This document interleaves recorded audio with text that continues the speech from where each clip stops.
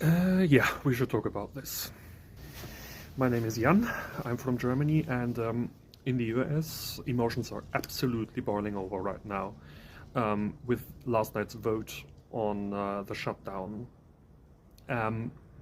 American opposition is basically out of their mind. I've seen people calling for immediate response action on social media, and I was sitting there at 2 or 3 in the morning following on the events myself.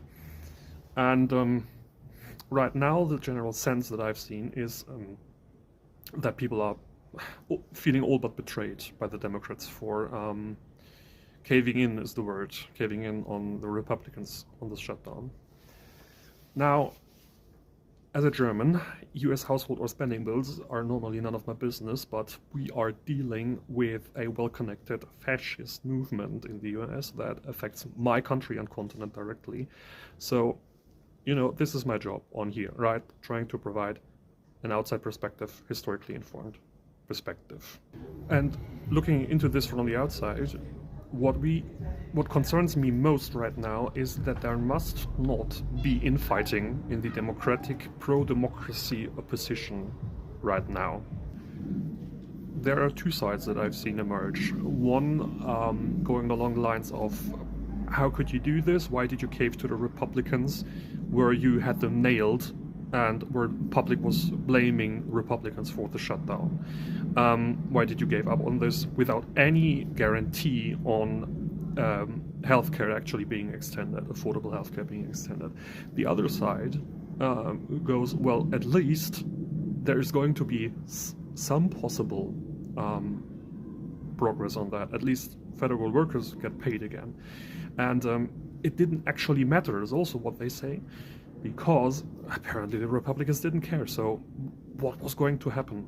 Thing is, as far as I can tell, both sides are correct.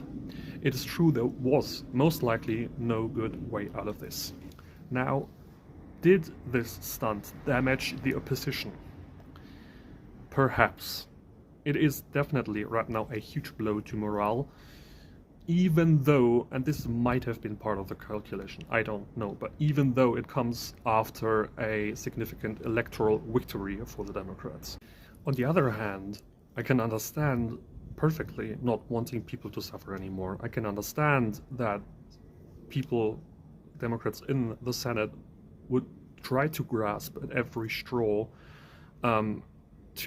for at least some sliver of hope. I don't know if I would have the strength for this fight, because it is inherently cruel. This is people's life at stake here.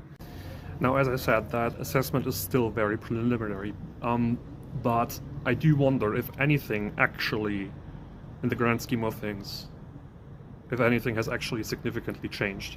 The Republicans were coming for the Affordable Care Act the whole time. That hasn't changed. People's SNAP benefits and healthcare are still in jeopardy, regardless of how cruel that is. That has likewise not changed.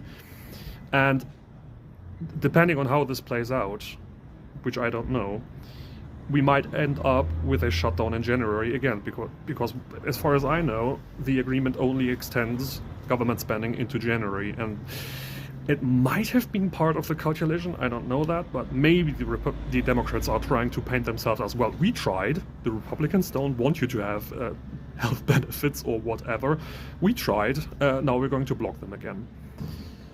If that is the calculation and if that works out, it might actually have benefited the opposition. Right, I don't know if that's going to happen or if that was the idea. Right now, the plummeting morale after this election victory is a significant problem. It was, by all means, a PR disaster. But what has likewise not changed is that there are 7 to 8 million people at No Kings and growing. You don't need the Democrats for that.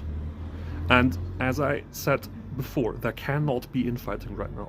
That has also not changed, because the problem, fascism, that's still the same. So we are in for another few volatile months, but this too shall pass. See you in the next one.